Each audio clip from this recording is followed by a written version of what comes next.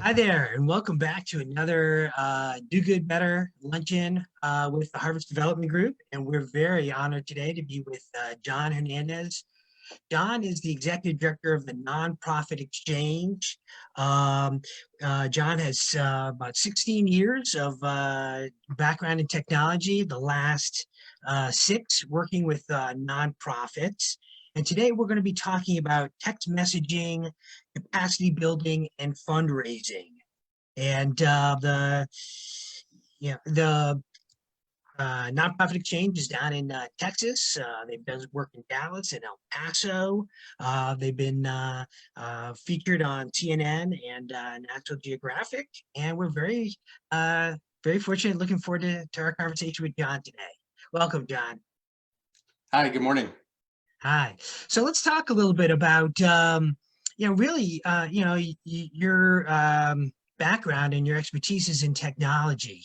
And as we, go through this COVID-19 period, we're all of the nonprofits that we work with are really having to focus on technology as a way to expand capacity building, reach out to their staff, their volunteers, their board members, and also to do fundraising. So we're really looking forward to hear what you're doing at the nonprofit exchange. So I know you've got some great examples of successes, and so we're really looking forward to hear what you've got to say. Yeah, so the working in tech for the last 16 years, we've moved from web apps to mobile apps to things you have to download on your phone, and it was all too cumbersome, especially for nonprofits. So about 6 years ago, we started really understanding the power of text messaging and the fact that it is so universal. Everybody can text message. And I mean, that's any age, that's, any tech expertise, it's very organic, it's natural. And it is the only medium right now where you can get as close as possible to 100% open rate. Email has kind of gone the way of direct mail. We expect to get spam in our inbox. It's and it's not even spam, it's stuff we've signed up for. It's just we don't have the time to look at it, so we hit the archive button, and we plan to go back to it later, and of course we never do. Right. So the question I always pose to people is, when was the last time you ignored a text message? When was the last time, even if it was spam, you clicked it just in case? Maybe it was your bank, maybe it was a friend trying out an app and sending you a message. And that's why text messages are so highly regulated, because they are so trusted. There are incredible fines from the FDA for not following text message regulations. So to guide our nonprofits with that we work with, we developed a platform that would make text message engagement, either through fundraising or capacity building, as worry-free as possible. Great. Yeah. So we're looking forward to seeing some of the work you've done. Yeah. So the two things I want to talk about today are using text messaging for capacity building, whether it's volunteer communications, whether it's getting in touch with your constituents about services that you can offer to the community. And then the other thing we're going to talk about is how to make text look less boring for fundraising. So, Right. I mean, the honest fact is, and a lot of other platforms, they get you the text engagement, but they send you a link to a website. So they try to get you away from the natural conversation flow, and we do the opposite. We keep you in the text engaged, but we highlight what that power of your donation is. So let's go ahead and dive into, I'll start sharing my screen.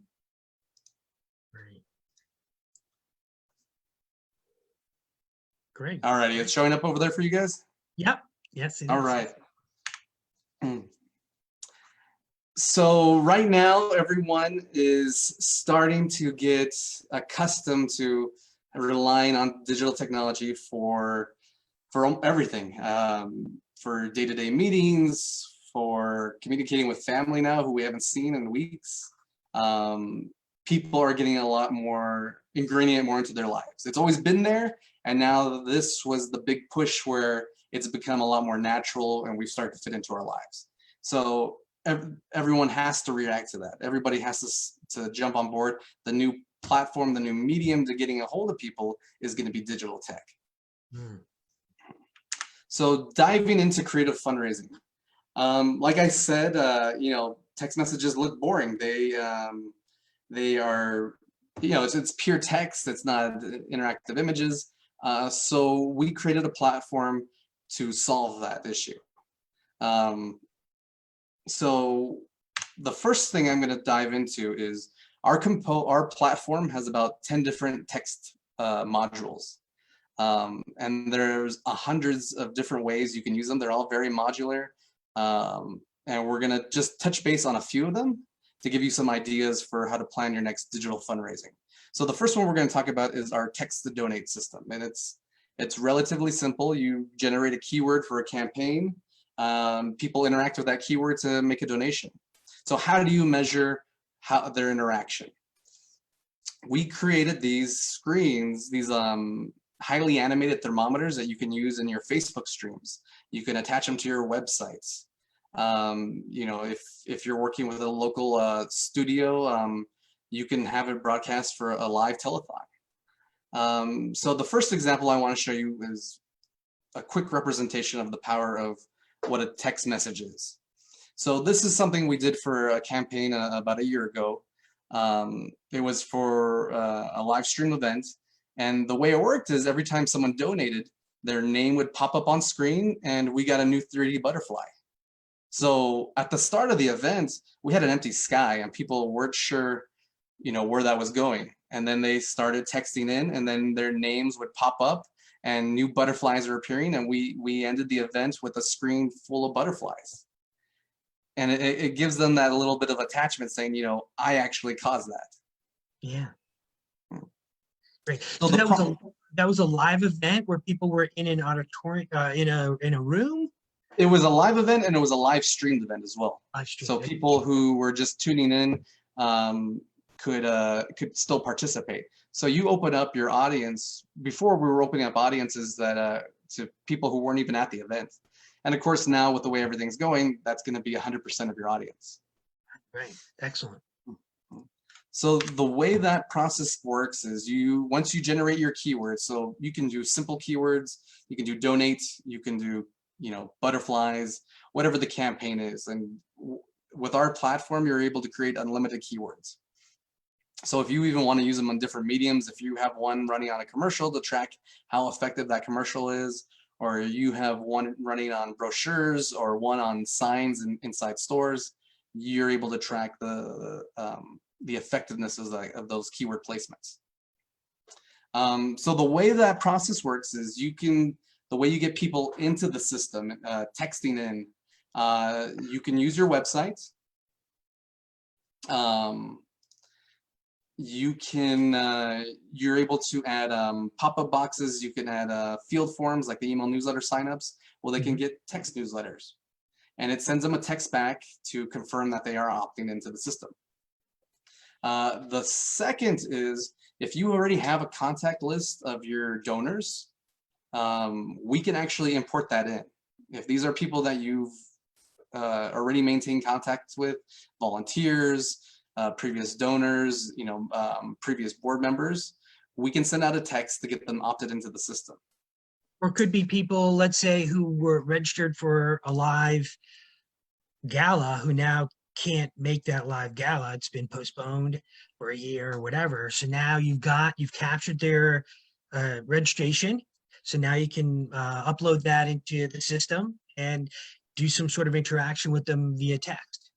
Yeah, so all these events that you've put on that you're not able to capitalize on right now, all that contact information is valuable because you can reach them on their most trusted platform, which is their phone. Right. The other way that we'll talk about a little bit later is we have a component called text to influence, and that has been a real game changer in how people grow these digital events. And then the other way is just advertising on graphics saying, text, dog to this phone number to make a donation or to participate in our event, in our digital event. So once they actually text in for the text to donate, oops, Or you upload that list of gala attendees or whatever. So you've got yeah, a group, right? Yeah. Okay. yeah. This is how the donor starts interacting with the platform. So if it's their first time using the platform for you, it's going to ask them their name. And we keep it simple. They can put in, just their first name, last initial. They can put whatever name, because in the database, that name gets overwritten once they process their credit card. It gets updated with their credit card name that they have on file. And the reason we just ask for the name at the beginning is because we're already getting their most valuable piece of information, which is their mobile number. I mean, not many people are changing mobile numbers even on an annual basis. I've had my number for the last 10 years, and that's how it is for most people. Your mobile number is sacred. It's your key identifier. Yep. So after they enter in their name, the system keeps it organic. So we don't want to immediately, like other platforms, send them a link just to start paying and enter in their donation, because then they get cold feet.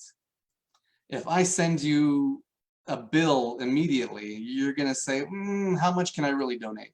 But if it's in passing conversation and I'm like, well, how much do you think you can donate? Your response is going to be a lot more organic, and it's going to be a lot more honest. Right. Because you're saying it off the top of your head. You're like, I know I have 20 bucks in my pocket. Yeah. But if I immediately say, give me your money to donate, then you're like, well, I'm going to need $5 for gas. I'm going to need $5 for a snack later. It's going to dwindle down. So we keep it organic. So that pledge amount lets you track how much they even initially wanted to pledge. That way, I mean, if it changes for whatever reason, you can always follow up with them. You can know how much they intended. Okay. So after they have that conversation with the system about how much they want to donate, then they get the link. And that link lets them enter in their credit card information. It encourages them to turn that donation into a reoccurring donation. You can ask small survey questions. They can even challenge a friend with this to make a donation if it's part of your digital campaign. It'll even give them the option to cover the credit card fees. Right. And that payment is all protected? Yes, so we use Stripe as our processor. Sure. So all our nonprofits have an account with Stripe. We never touch the money. The money goes straight into your Stripe account, and then from there it transfers into your bank account. Excellent. Thanks. Yeah. So like I talked about earlier, we have 10 different components, and they're all very modular. So one of the fun ways we've been using our text to donate is we've turned it into a new strategy called text to compete, where different topics, different things have a keyword attached to them, and then we put them all up on screen to see how well they're doing against each other. So this is something that we did for a small Girl Scout luncheon, where different tables were assigned different letters, and it was about seeing which table could raise the most. Another example of how we're going to be using this is we're working with a large call center in our area that has over 500 employees and 3 main managers. And so we're going to allow the employees to vote with their money to see which manager gets shaves their head. And so every dollar counts as a vote. So if you really want to see your manager's head shaved, you can put $100 in, and that's 100 votes to getting him to making him the winner, so to say. Right. And then this visual, that you showed, that could show up on a phone if we're like a virtual event. Yeah, you can stream this through Facebook. You can stream it through Zoom. You can also add it to your website. The places you want to display this are endless, kind of. It's all it is a simple web link. So it's up to you on how you want to stream it out to your audience.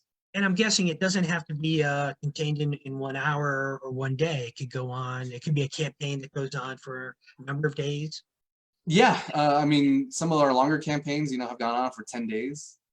Um, we've even had some campaigns that lasted a month, and it was just that passive where people could kind of check in on to see how their team was doing, and then they could make another donation to boost them up. Great. But we want to inspire that competitive nature. Yeah. So I'm going to talk about one campaign in particular that was our first real big test of this about a year ago, and talking about how well it did, and how we were able to encourage donors throughout this campaign to increase their donations, to help spread the word, and every little thing that goes into that. Mhm. So, oops. Uh, so we did a campaign with our local Humane Society. They do a telethon every year, and it's live streamed, and it's also on our local ABC affiliate. And what we'd been managing it for 3 years, and we had an idea in mind that we'd always want to put into play. We want to see if our city was a cat city or a dog city. Mhm. So we had two keywords. We had cat and we had dog, and you would text in, and it would tell you. So the first step of that to increase donations was it would tell you what the average donation for your team was, to kind of give you a starting off point. So it would say other team members from, other donors from Team Cat have been donating an average of this amount. Right. And that kind of gives them an idea of, where they can start off from. The other incentives that we offered to increase donations were, for if you donated $25 or more, you could actually upload a picture of your cat or dog, and it would show up on screen in rotation. Uh-huh. Yeah. Throughout it, we also, if you donated 50 or more, you were put into an hourly drawing that we were doing. And that was for every $50 you donated. Mhm. And then, of course, at the end of the donation process, they could challenge a friend saying, John voted for Team Cat. Which team do you want to vote for, Team Cat or Team Dog? And that was what really helped spread the word. Great. So we were actually able to surpass their goal for this by about 100%. Wow. Yeah, Excellent. we doubled what the goal was for the day. Great. And it was just by adding that level of competitiveness and that new level of engagement. Right. So our platform has, like I said, a bunch of different components, and there's so many different ways to use it. Right now, we're in the midst of replacing a lot of people's digital walks and turning them into digital neighborhood scavenger hunts. Our platform you can pre-program surveys with that same component that we're doing the scavenger hunts. You can do polls with it. So the way the scavenger hunts are working is it'll give them a riddle, they solve the riddle, and then they take a picture of what the answer was. So a yellow leaf, and then they send it via text. And then at the end of the fun scavenger hunt day, they can go through and see who had the most creative answers and pick a winner from that. And it's just a way to replace these walks that are kind of, going away by doing a digital version. Sure. Still giving an activity for the family to do together, even if they have to kind of do it by themselves in their own neighborhood. Excellent. So we do video streaming. We've done Facebook telethons. You can use the text message to do, your digital campaign reminders to your audience. You can do silent auctions. You can do regular marketing text. You can do products. You can sell tickets through this for your digital events. And behind it all, there's a complete donor database management system. So you can track the level of activity a donor has had with your digital events, and just see how responsive they are. John, does your system interact with other CRM type products? Some of our partners use Little Green Light or or Razor's Edge or other management systems. Could it interact with those?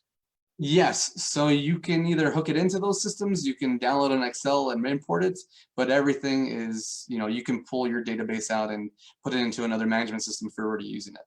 So for instance, a lot of people use Constant Contact or MailChimp with us, and they pull that list of emails that they get. Yep. And when you're doing the checkout process, you can add additional questions if you want to build a deeper profile of who your donor is, other than just their name and address and email. Great. So the next thing I kind of want to dive into is if there's any other questions about fundraising. It's really about taking what we're used to and just adapting it for a digital world. It's not, digital will never limit you. So you don't have to think in the confines of, do they have a computer anymore, because everyone has some type of tablets, they have their smartphones, they have a way to engage with what type of digital campaign you want to do. Just some creative fundraisers that I saw, that we're planning out right now is we're discussing with our Children's Miracle about, they work with a Disney princess rental company, and the idea is to have these princesses, attend as a cameo into your board meeting, into your company meeting, or interact with your kids for 30 minutes to do a craft. And it can all be done through Zoom, and all it takes is a minimum donation, and they can book one of these princesses. Great. Someone could read a book. I mean, yeah, a lot of creative ideas. Yeah, that's great. Yeah, excellent. So it's just about utilizing the network that you built with all your events and converting them into a digital platform. Excellent. So the next thing that we're going to talk about that we work on as well, fundraising is extremely important, and so is capacity building. It's about using technology to its fullest, so reducing staff time, being able to give the clients that you serve as a nonprofit accurate information immediately when they need it. And so we're going to talk about two different programs that we've launched as our own nonprofits, to show the ways you can kind of increase your effectiveness using the SMS text tools.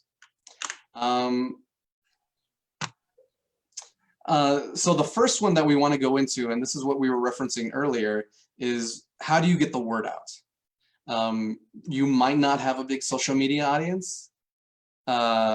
You might not have a large donor database. So who are you getting the word out to?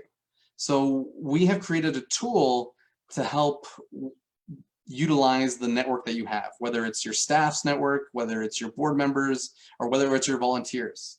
And we call this tool Text to Influence. So the way it works is you craft the message. You take that hard part away from your constituents. So they don't have to worry about writing something or that sounds clever or along those lines. You craft the message and you send this link out to them. And so now, as a volunteer, as a board member, all I have to do is I put my name in, and then I add as many friends and family phone numbers into this form as I want, and it sends out a message that says, John wants you to know about the digital fundraiser. Reply, donate to participate. Or it'll say, John wants you to know if you are in need of food assistance services, reply food, and we'll reach out to you. It's about using these digital tools to build upon the networks that you've already built that you may not have tapped on, and to make it as easy as possible for the people around you to be able to spread your message. Can you upload your contact lists from your phone, or do you need to type in a number? You can do both. Yeah, you're able to upload a list. You can, if you want to, you can just enter the numbers manually if it's a handful. But yeah, we've tried to make it as easy as possible for people to share their contacts. Great.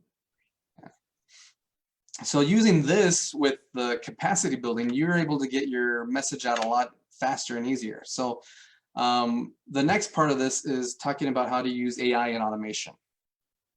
I'm sure a lot of people know their elevator pitch for their nonprofit on how they serve their clients. Why not automate that? So that way you get the word out faster, you get it out to even more people, and it's not eating up your time to have to relay it to 100 people individually. Okay. So what we've done is we've created a bot that uses AI to adapt the questions that it's being asked. You're able to input a database of information. You can assign questions and variable questions to pieces of that data. And as questions are coming in from people via text, we've even adapted this to work with your Facebook Messenger for your Facebook page. It learns from those questions being built, and you're able to check on its status, and you can correct it if it's giving out, if you want to have a more direct answer. You can repoint it to a different part of that information database. So one of the things that we're going to be launching this week is it's a COVID-19 information bot. We're inputting data from the CDC, we're inputting data from the states and our local county and city. So you're able to ask, what are essential businesses in El Paso, Texas? You know, do I have to start wearing a mask? And it'll have all this up-to-date information, and no matter how you phrase it, it'll give you the right answer. So if you want to know if, you know, COVID-19 spreads to animals, you can say, does it spread to dogs? Does it spread to cats? And it'll understand what a cat and dog is and give you the right answer. Hmm. And you can, again, you can convert it to your organization, right? So, you know, if you're a humane society, it could be a list of questions about animals and, you know, where can I get free food during this period of time, or whatever it might be. Yes, so we're actually creating an input for our local nonprofits to be able to enter in the assistance programs that they have right now. So if someone wants to say, you know, where's my nearest pantry, Yep. it'll give them a list of pantries in their area. If they say, you know, who can help me with a job assistance right now, it'll give them a few nonprofits that have entered in their information. And of course, this whole database can be adapted to just specifically your program. So I mean, if you're you know, a healthcare nonprofit, if you're a humane society, you offer education services, if you have an idea of the questions that you are constantly getting, then you can put it into this, and you can integrate it with your Facebook page. You can integrate it with your text to donate number. You can put it onto your website for people to interact with. And so that way, you know, they are getting accurate information. It's an immediate response, and it's not eating away at your staff time. Excellent. So that's, automation is something that we're really encouraging a lot of nonprofits we work with to adapt to. Now that everyone, again, is getting used to living more in a digital world. The next way we've kind of shown how you can really use this for capacity building is, you know, is fully utilizing your volunteers. So a lot of cities around the country right now have created Facebook groups to help people who can't get out to the grocery store. Either they've lost their job and they have no money and they need essential items. Maybe they're healthcare workers and they don't want to risk exposing other people. Maybe they're the elderly, maybe they're they have underlying symptoms that may cause them to have a serious adverse effect to COVID. Whatever the case is, these people need essential items. You know, whether it's food, whether it's cleaning materials. So we created a platform to make sure that nobody falls through the cracks. So like I was saying, a lot of cities have created Facebook groups to answer this. But the problem with that is I am not constantly checking this Facebook group to see who I can help. Right. You know, my Facebook feed is extremely busy. So maybe once a day or I'll see a request from there, and then it could be from someone that I'm not able to help. So with the Facebook groups, you're relying on having a large amount of people who are constantly staring at the group to be able to fulfill these requests. So if you're someone in need and you post up on these groups, I mean, your request might not get fulfilled for, a couple of days, and that's, hopeful. You might end up falling through the cracks. So with the platform we've launched, again, it's all text-based. Volunteers use the website only to register their information and the number. But the way it works is we're opening up to nonprofits and to individuals in need. And so they post in their information, they post their zip code, they post the 5 items that they might need. And then that message goes out to our volunteer network. And so volunteers are going to get a message that says John H. in this zip code, who lives near this park, is in need of milk and eggs. Are you available to take on this request? Are you going to the grocery store today already, where you can also add his items to your basket? And if you say yes, then it puts you in touch with that person, and you can kind of choose how you want to communicate after that. If you say no, then the text moves down the line of the volunteers. So if you don't respond to the message within 15 minutes, or you say no, it goes to the next volunteer on the line. And if that person says no as well, then it goes to the next volunteer, and so on, until someone is able to take on that request. Wow, excellent. And what makes this, again, more effective than social media is, we treat texts as, very sacred, and they're very important to us. We're expecting texts, and when we expect them, it's from an important source. It's a trusted source. Right. If we were to do this with an email, it's going to get lost in the other marketing messages that you're getting on a daily basis. But yeah, after they accept the request, they get the contact information for that person in need, and then they coordinate on how they want to do the drop off. So we're still maintaining social distancing, and we're still able to help those people who can't get to the grocery stores themselves. So I think we're gonna start wrapping up. Yeah.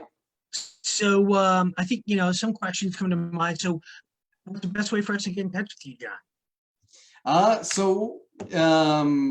If you want, you can schedule a time to learn more about our platform and how we can help your nonprofit get into more digital events, how to increase your capacity, add automation in, and save time. So you can go to text MSG, which is the abbreviation for message. So textmessage.com or .org. Great. And then do you have maybe some case studies that on your website that you could share with us or share with clients? Yeah. So when you request that, we'll send you over a PDF that has a list of some of the case studies that we've put into effect this past year. Excellent. Okay. Anything else you wanted to add? No, yeah. If you want to text out, if you just want to visit the website and shoot us a line, it's textmsg.org, textmessage.org. Excellent. Okay, great. And if you do want to get in touch with John, you can always come through Harvest at roots@harvestdevelopmentgrp.com, and we can connect you with John and help you out there. So thank you very much for John. Really interesting. We're all having to pivot during COVID-19, and so this is a great way for us to kind of rethink and pivot to reach volunteers, to reach donors, board members, and provide services. So thank you very much. No, thanks for having me, and we hope we can help everybody out. Great. Take care. All right. Be good. Be safe. Bye-bye.